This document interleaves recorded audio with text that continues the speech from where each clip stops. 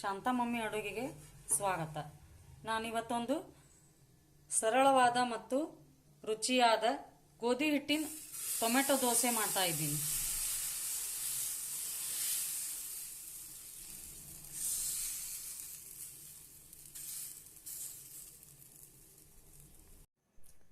ದಿಢೀರ್ ಗೋಧಿ ಹಿಟ್ಟಿನ ಟೊಮೆಟೊ ದೋಸೆ ಮಾಡಕ್ಕೆ ನಾನಿಲ್ಲೇ 2 ಕಪ್ ಗೋಧಿ ಹಿಟ್ಟು ತಗೊಂತೇನೆ.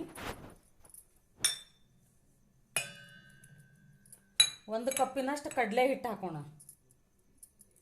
ಒಂದು ಅರ್ಧ ಕಪ್ಪು ಚಿರುಟಿ ರವ, ಬಾಂಬೆ ರವ ಅಲ್ಲ, ಹೋಳಿಗೆ ರವ ಅಂತೀವಲ್ಲ ಅದು ರವ ಹಾಕೋಣ. ರವ ಹಾಕಿ ಇದನ್ನ ಒಂದ್ಸಲ ಕಲಸ್ಕೊಂಡು ಬಿಡೋಣ. ಇದಕ್ಕೆ ನಾನಿಲ್ಲಿ ಸಣ್ಣಗೆ ಹೆಚ್ಚಿದ ಉಳ್ಳಾಗಡ್ಡಿ, 1 ಟೊಮೆಟೊ, ಹಸಿಮೆಣಸಿನಕಾಯಿ, ಕರಿಬೇವು ಮತ್ತು ಕೊತ್ತಂಬರಿ ಹಾಕ್ತೀನಿ.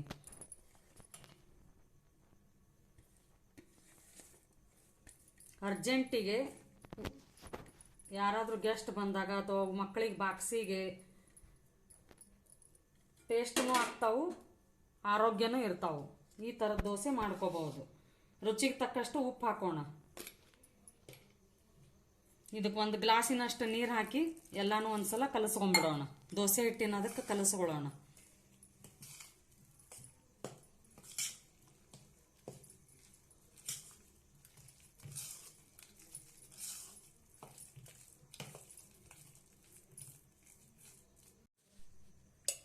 ಒಂದು ಸ್ವಲ್ಪ ಅರಿಶಿನ ಹಾಕ್ತೀನಿ ನಾ ಇದಕ್ಕೆ.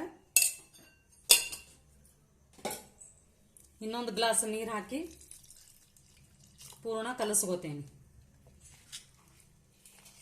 ಕಲಿಸಿ ಒಂದು ಅರ್ಧ ಗಂಟೆ ನೆನೆಯಾಕ್ ಬಿಡೋಣ. ಇದನ್ನು ಹಿಟ್ಟು ಒಂದು ಅರ್ಧ ಗಂಟೆ ನೆನಿಬೇಕು.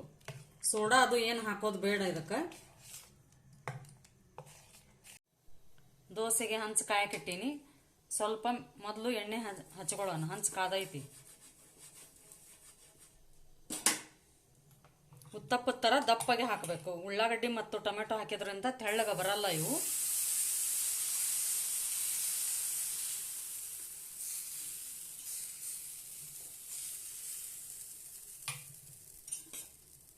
ಆರಿದ್ರೂ ಮೆತ್ತಗ ರುಚಿಯಾಗಿರ್ತಾವ ತಿನ್ನೋದಕ್ಕೆ. ಸುತ್ತಲೂ ಸ್ವಲ್ಪ ಎಣ್ಣೆ ಹಾಕ್ತೇನೆ. 2 ಕಡೆ ಬೇಯಿಸ್ಕೋಬೇಕು. ಒಂದು ಕಡೆ ಬೆಂದೈತಿ, ಒಳಿಸಿ ಹಾಕ್ತೀನಿ ನಾ ಈಗ. 2 ಕಡೆ ಬೇಯಲಿ.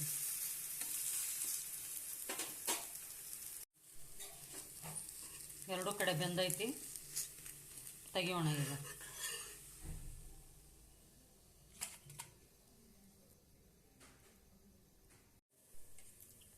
ನನ್ನ ದಿಢೀರ್ ಗೋಧಿ ಹಿಟ್ಟಿನ ದೋಸೆ, ಟೊಮೆಟೊ ದೋಸೆ ನಿಮಗೆ ಇಷ್ಟವಾದಲ್ಲಿ ನನ್ನ ಚಾನಲನ್ನು ಸಬ್ಸ್ಕ್ರೈಬ್ ಮಾಡಿ. ನೋಡಿ, ಆರಿದ್ರು ಮೆತ್ತಗ ಇರ್ತಾವು, ತಿನ್ನಕ್ಕೂ ರುಚಿಯಾಗಿರ್ತಾವು. ಮತ್ತೆ ಹೊಸ ವಿಡಿಯೋದೊಂದಿಗೆ ಸಿಗೋಣ. ಧನ್ಯವಾದಗಳು.